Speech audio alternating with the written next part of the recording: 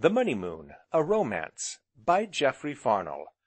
Chapter 12, in which may be found a full, true, and particular account of the sale. "Uncle Porges, there's a little man in the hall with a red, red nose, and a blue, blue chin." "Yes, I've seen him, also his nose and chin, my Porges." "But he's sticking little papers with numbers on them, all over my Auntie Anthea's chairs, and tables. Now what do you suppose he's doing that for?" "Oh, who knows? It's probably all on account of his red nose, and blue chin, my Porges. Anyway, don't worry about him. Let us, rather, find our Auntie Anthea."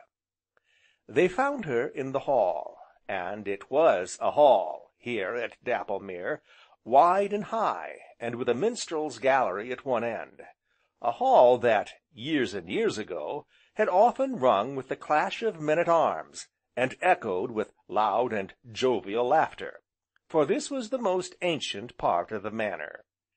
It looked rather bare, and barren just now, for the furniture was all moved out of place, ranged neatly round the walls, and stacked at the farther end, beneath the gallery where the little man in question, blue of chin and red of nose, was hovering about it, dabbing little tickets on chairs and tables, even as Small Porges had said. And in the midst of it all stood Anthea, a desolate figure, Bellew thought, who, upon his entrance, bent her head to draw on her driving gloves, for she was waiting for the dog cart which was to bear her and Small Porges to Cranbrook, far away from the hollow tap of the auctioneer's hammer. "We're getting rid of some old furniture, you see, Mr. Bellew," she said, laying her hand on an antique cabinet near by. "We really have much more than we ever use." "Yes," said Bellew, but he noticed that her eyes were very dark and wistful, despite her light tone, and that she had laid her hand upon the old cabinet with a touch very like a caress. "Why is that man's nose so awful red, and his chin so blue, Auntie Anthea?" enquired Small Porges, in a hissing stage whisper. "Hush, Georgy, I don't know," said Anthea. "And why is he sticking his little numbers all over our best furniture?" "That is to guide the auctioneer." "Where to, and what is an auctioneer?" But at this moment, hearing the wheels of the dog cart at the door, Anthea turned, and hastened out into the sunshine.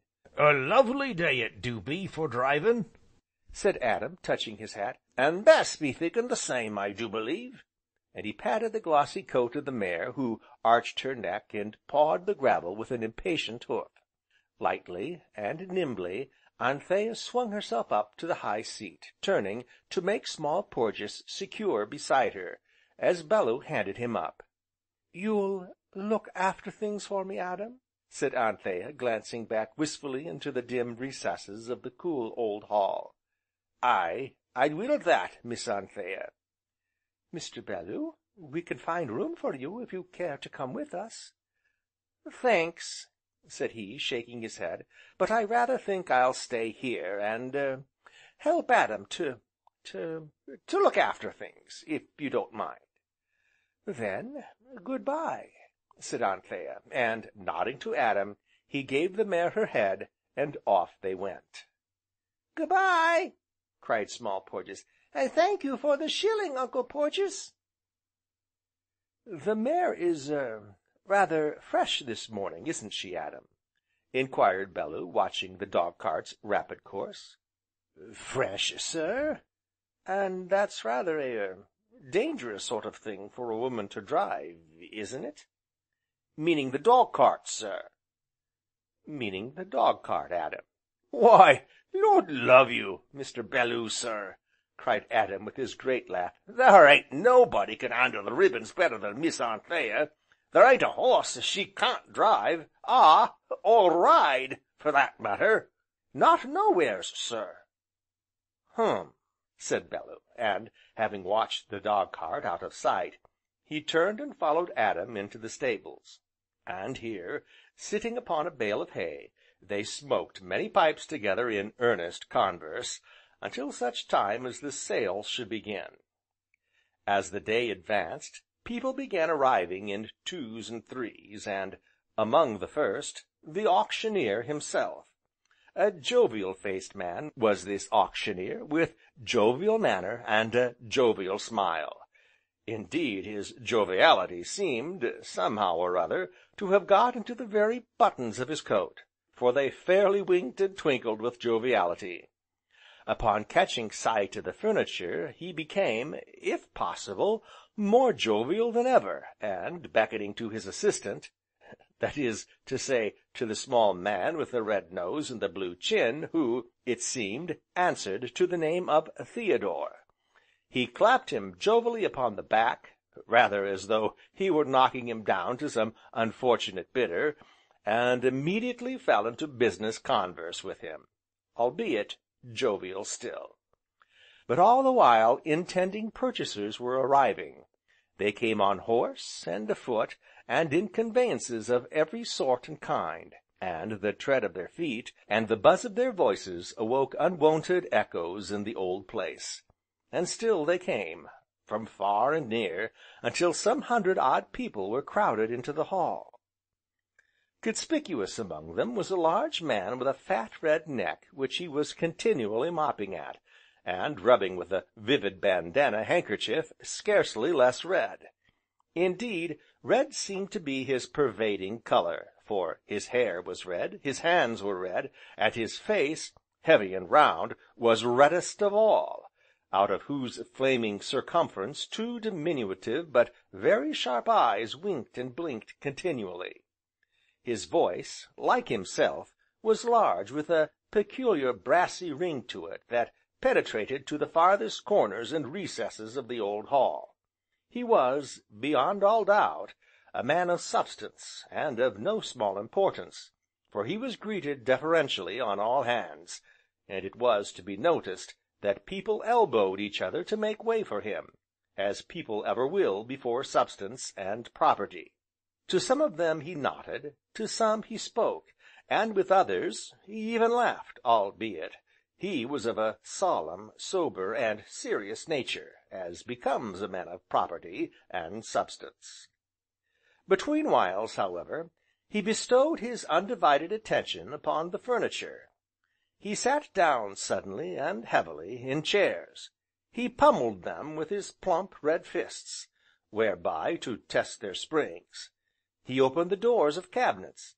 He peered into drawers.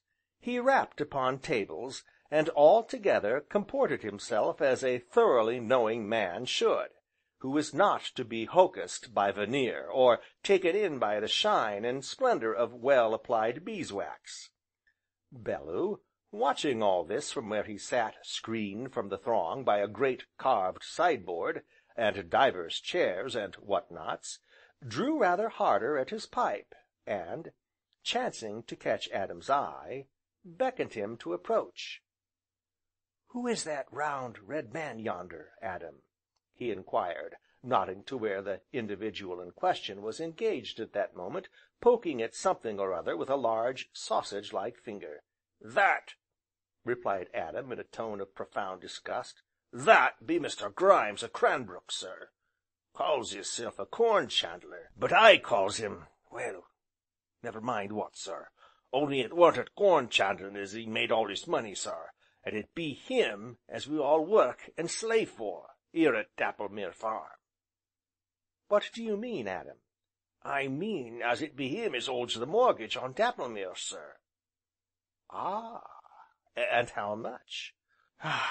"Over £3,000, Mr. Bellew, sir," sighed Adam, with a hopeless shake of the head, "and that be a powerful lot of money, sir." Bellew thought of the sums he had lavished upon his yacht, upon his 3 racing cars, and certain other extravagances. £3,000, $15,000. It would make her a free woman, independent, happy. Just $15,000, and he had thrown away more than that upon a poker game before now. "Lord!" exclaimed Adam, "the very sight of that theer Grimes's pig eyes a staring at Miss Anthea's furniture do make the old Adam rise up in me to that amazing extent, Mr. Bellew, sir, "I just look at him a-thumpin' and a-poundin' at that theer chair." Saying which, Adam turned, and, elbowing his way to where Mr. Grimes was in the act of testing the springs of an easy chair, he promptly, and as though forced by a struggling mob, fell up against Mr. Grimes, and jostled Mr. Grimes, and trod heavily upon the toes of Mr. Grimes, and all with an expression of the most profound unconsciousness and abstraction, which, upon the indignant Corn chandler's loud expostulations, immediately changed to a look of innocent surprise. "Can't you look where you're going, you clumsy fool?" fumed the irate Grimes, redder of neck than ever. "Oh, ax your pardon, Mr. Grimes," said Adam solemnly, but what with people's legs, and chair legs, and the legs of tables, not to mention sideboards and cabinets, which, though not 'aving no legs, ain't to be by no manner o' means despised therefore, what with this and that and t'other, I am that confined, or, as you might say, confused. I don't know which legs is mine, or yourn, or anybody else's, Mr. Grimes, sir. I make so bold as to ax your pardon all over again, sir." During which speech, Adam contrived, once more, to fall against, to tread upon, and to jostle the highly incensed Mr. Grimes back into the crowd again. Thereafter he became a nemesis to Mr. Grimes, haunting him through the jungle of chairs and tables, pursuing him into distant corners and shady places, where, so sure as the sausage-like finger poised itself for an interrogatory poke, or the fat, red fist doubled itself for a spring-testing punch, the innocent-seeming Adam would thereupon fall against him from the rear, sideways, or in front. Meanwhile, Bellew sat in his secluded corner, watching the crowd through the blue wreaths of his pipe, but thinking of her who, brave though she was, had nevertheless run away from it all at the last moment. Presently, however, he was aware that the Corn chandler had seated himself on the other side of the chiffonier, puffing and panting with heat and indignation, where he was presently joined by another individual, a small, rat-eyed man, who bid Mr. Grimes a deferential "Good day." "That there Adam," puffed the Corn chandler, "that there Adam ought to be throwed out into the stables where he belongs. I never see a man with so much growed to feet and elbers in all my days. He ought to be took," repeated the Corn chandler, "and shook, and throwed out into the yard." "Yes," nodded the other, "took, and shook, and throwed out, neck and crop, sir. And now, what might you think of the furniture, Mr. Grimes?" "So, Parsons," nodded Grimes, "so. "Shall you buy?" "I am a-going," said the Corn chandler, with much deliberation, "I am a-going to take them tapestry cheers, sir, likewise the grandfeyther clock in the corner here, likewise the four-post bedstead with the carved 'eadboard, and most particular, Parsons, I shall take this here sideboard. There ain't another piece like this in the county as I know of. Solid mahogany, sir, and the carvings." And herewith he gave 2 loud double knocks upon the article of furniture in question. "Oh, I've 'ad my eye on this sideboard for years and years, knowed I'd get it some day, too. The only wonder is, she ain't 'ad to sell up before now." "Meaning Miss Anthea, sir?" "Ah, her. I say as it's a wonder to me, what with the interest on the mortgage I owed on the place, and one thing and another, it's a wonder to me she's kept her head above water so long. But mark me, Parsons, mark me, she'll be selling again soon, and next time it'll be lock, stock, and barrel, Parsons." "Well, I don't hold with women farmers myself," nodded Parsons. "but as to that cupboard over there, Sheraton, I think, what might you suppose it to be worth, betwixt friends now?" inquired Parsons, the rat-eyed. "I can't say I've seed it, and likewise felt it," answered the Corn chandler, rising. "Let me lay my hand upon it, and I'll tell you to a shilling." And here they elbowed their way into the crowd. But Bellew sat there, chin in hand, quite oblivious to the fact that his pipe was out long since. The tall, old grandfather clock, ticking in leisurely fashion in the corner behind him, solemn and sedate as it had done since, as the neat inscription upon the dial testified, it had first been made in the year of grace 1732 by one Jabez Havisham, of London. This ancient timepiece now uttered a sudden wheeze, which, considering its great age, could scarcely be wondered at, and thereafter, the wheezing having subsided, gave forth a soft and mellow chime, proclaiming to all and sundry that it was 12 o'clock. Hereupon the auctioneer, bustling to and fro with his hat upon the back of his head, consulted his watch, nodded to the red-nosed, blue-chinned Theodore, and, perching himself above the crowd, gave 3 sharp knocks with his hammer. "Gentlemen," he began, but here he was interrupted by a loud voice upraised in hot anger. "Confound you for a clumsy rascal! Will you keep them elbers o' yourn out o' my waistcoat, eh? Will you keep them big feet o' yourn to yourself? If there ain't enough room for you, out you go, d'ye hear? I'll have you took, and shook, and throwed out where you belong. So just mind where you come a-trampin' and a-treadin'." "Tread?" repeated Adam. "Lord, where am I to tread? If I steps backwards, I tread on ye. If I steps sideways, I tread on ye. If I steps for'ard, I tread on ye. It do seem to me as I can't go nowhere, but there you be a-waitin' to be trod on, Mr. Grimes, sir." Hereupon the auctioneer rapped louder than ever, upon which the clamour subsiding, he smiled his most jovial smile, and once more began. "Gentlemen, you have all had an opportunity to examine the furniture I am about to dispose of, and as fair-minded human beings, I think you will admit that a finer lot of genuine antique was never offered at one and the same time. Gentlemen, I'm not going to burst forth into laudatory rhodomontade, which is a word, gentlemen, that I employ only among an enlightened community such as I now have the honour of addressing. Neither do I suppose to waste your time in purposeless verbiage, which is another of the same kind, gentlemen. Therefore, without further preface or preamble, we will proceed at once to business. The first lot I have to offer you is a screen, 6 foot high. Bring out the screen, Theodore. There it is, gentlemen. Open it out, Theodore. Observe, gentlemen, it is carved rosewood, the panels hand-painted, and representing shepherds and shepherdesses, disporting themselves under a tree with banjo and guitar. Now, what am I offered for this hand-painted antique screen? Come." 15 shillings, from someone deep hidden in the crowd. "Start as low as you like, gentlemen. I am offered a miserable 15 shillings for a genuine, hand-painted—" 16!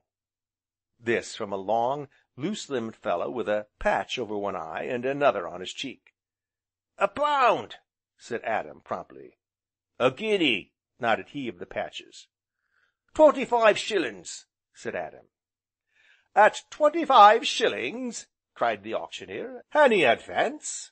A genuine, hand-painted, antique screen, going at 25, at 25, going, gone, to the large gentleman in the neckcloth, Theodore."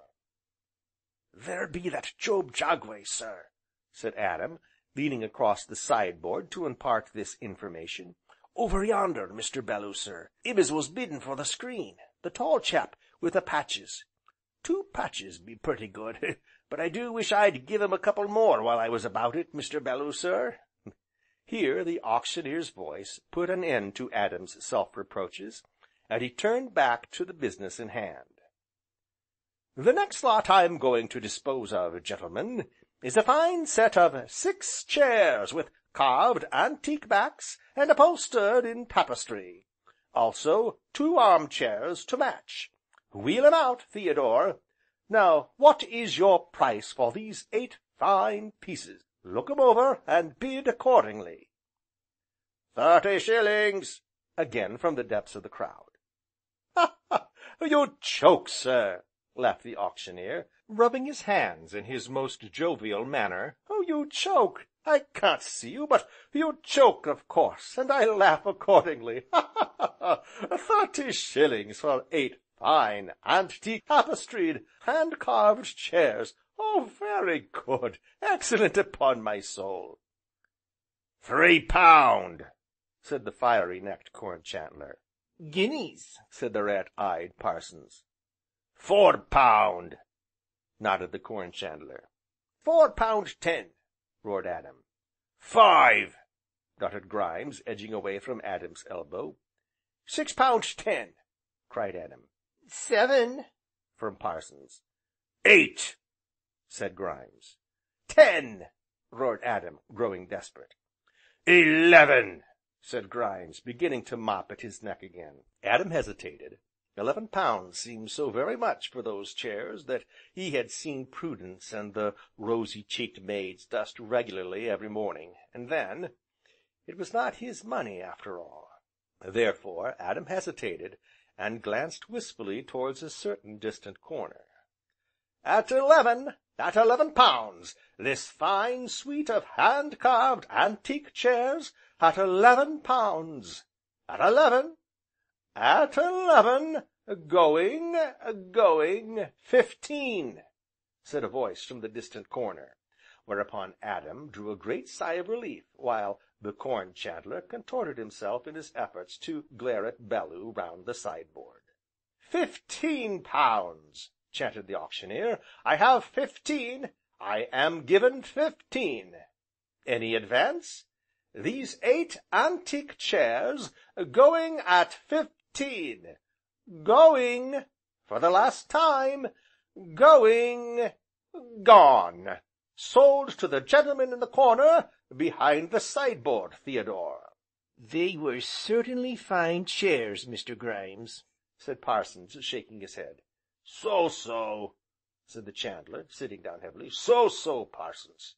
And he turned to glare at Bellew, who, lying back in an easy chair with his legs upon another, puffed at his pipe, and regarded all things with a placid interest. It is not intended to record in these pages all the bids that were made as the afternoon advanced, for that would be fatiguing to write, and a weariness to read. Suffice it that lots were put up, and regularly knocked down, but always to Bellew or Adam, which last, encouraged by Bellew's bold advances, gaily roared down, and constantly outbid all competitors with such unhesitating pertinacity, that murmurs rose, and swelled into open complaint, in the midst of which, the fiery-visaged Corn chandler, purple now between heat and vexation, loudly demanded that he lay down some substantial deposit upon what he had already purchased, failing which, he should, there and then, be took and shook and throwed out into the yard. "Neck and crop," added Mr. Parsons. That seems to be a fair proposition, smiled the Auctioneer, who had already experienced some doubts as to Adam's financial capabilities, yet, with his joviality all unruffled. That seems to be a very fair proposal indeed. If the gentleman will put down some substantial deposit now? Aye, for sure, nodded Adam, stepping forward, and, unbuttoning a capacious pocket, he drew out a handful of bank notes. Shall I give ye £100, or will 50 be enough? Why, said the Auctioneer, rubbing his hands as he eyed the fistful of bank notes, £10 will be all that is necessary, sir, just to ensure good faith, you understand. Hereupon Bellew, beckoning to Adam, handed him a like amount which was duly deposited with the Auctioneer. So, once more, the bidding began. Once more, lots were put up, and knocked down, now to Adam, and now to Bellew. The bed with the carved headboard had fallen to Adam after a lively contest between him and Parsons and the Corn chandler, which had left the latter in a state of perspiring profanity, from which he was by no means recovered, when the Auctioneer once more rapped for silence. And now, gentlemen, last but by no means least, we come to the gem of the sale, a sideboard, gentlemen, a magnificent mahogany sideboard, being a superb example of the carver's art. Here is a sideboard, gentlemen, which, if it can be equalled, cannot be excelled. No, gentlemen, not if you were to search all the baronial halls and lordly mansions in this land of mansions and baronials. It is a truly magnificent piece, in perfect condition, and to be sold at your own price. I say no more. Gentlemen, how much for this magnificent mahogany piece? £10. 11. 15. 17, said Adam, who was rapidly drawing near the end of his resources. 18. This from Job Jagway. Go easy there, Job, hissed Adam, edging a little nearer to him. Go easy now. 19. 20, said Job. 21, roared Adam, making his last bid, and then, turning, he hissed in Job's unwilling ear. Go any higher, and I'll pound you into a jelly, Job. 25, said Parsons. 27. 28. 30, nodded Grimes, scowling at Adam. 32, cried Parsons. 36. 37. 40, nodded Grimes. That drops me, said Parsons, sighing and shaking his head. Ha! chuckled the Corn Chandler. Well, I've waited years for that sideboard, Parsons, and I ain't going to let you take it away from me, nor nobody else, sir. At 40, cried the auctioneer, at 40, this magnet 1, nodded Bellew, beginning to fill his pipe. 41's the bid. I have 41 from the gent in the corner. 45, growled the Corn Chandler. 6, said Bellew. 50, snarled Grimes. 1, said Bellew. Gent in the corner gives me 51, chanted the auctioneer. Any advance? At 51. 55, said Grimes, beginning to mop at his neck harder than ever. And 10, nodded Bellew. What's that? cried Grimes, wheeling about. Gent in the corner offers me 65, at 65, this magnificent piece at 65. What, are you all done? At 65, and cheap at the price. Come, gentlemen, take your time, give it another look over, and bid accordingly. The crowd had dwindled rapidly during the last hour, which was scarcely to be wondered at, seeing that they were constantly outbid, either by a hoarse-voiced, square-shouldered fellow in a neckcloth, or a dreamy individual who lolled in a corner and puffed at a pipe. But now, as Grimes, his red cheeks puffed out, his little eyes snapping in a way that many knew meant danger, with a large D, as the rich Corn Chandler, whose word was law to a good many, turned and confronted this lounging, long-legged individual, such as remained closed round them in a ring, in keen expectation of what was to follow.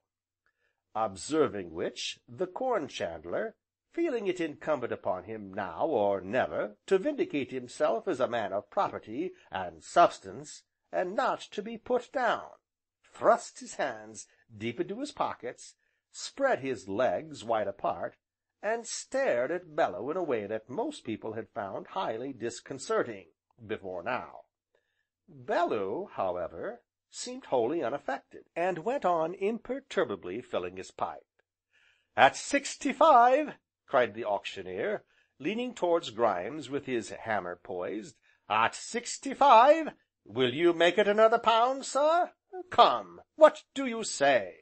I say, no, sir, returned the Corn Chandler, slowly and impressively. I say no, sir. I say, make it another £20, sir.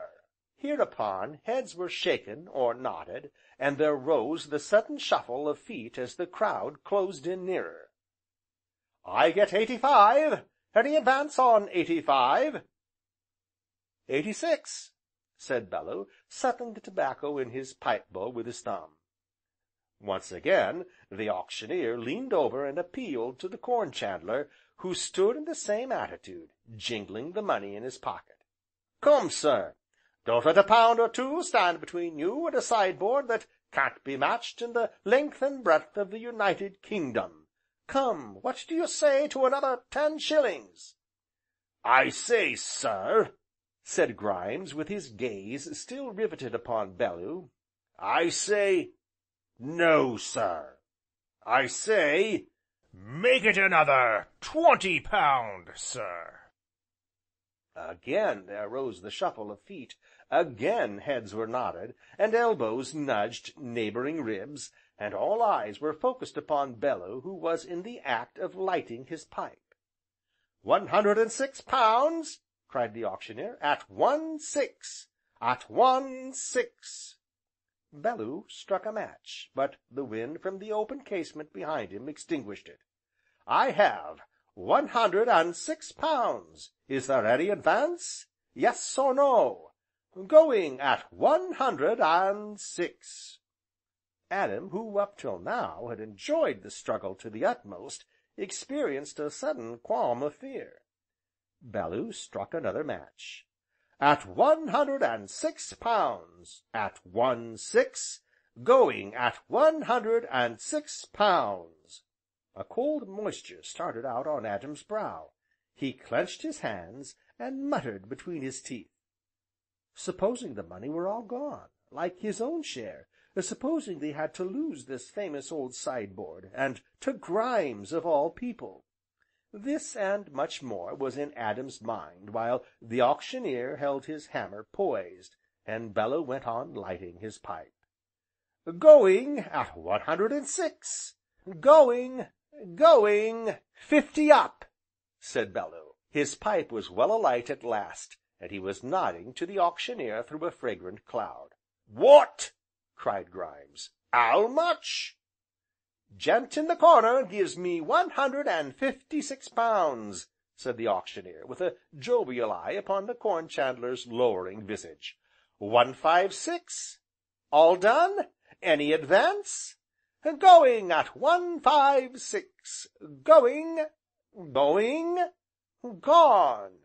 The hammer fell, and with its tap a sudden silence came upon the old hall. Then, all at once, the Corn chandler turned, caught up his hat, clapped it on, shook a fat fist at Bellew, and, crossing to the door, lumbered away, muttering maledictions as he went. By twos and threes the others followed him, until there remained only Adam, Bellew, the auctioneer, and the red-nosed Theodore. And yet there was one other, for, chancing to raise his eyes to the minstrel's gallery, Bellew espied Miss Priscilla, who, meeting his smiling glance, leaned down suddenly over the carved rail, and very deliberately threw him a kiss, and then hurried away with a quick, light tap-tap of her stick. Chapter 12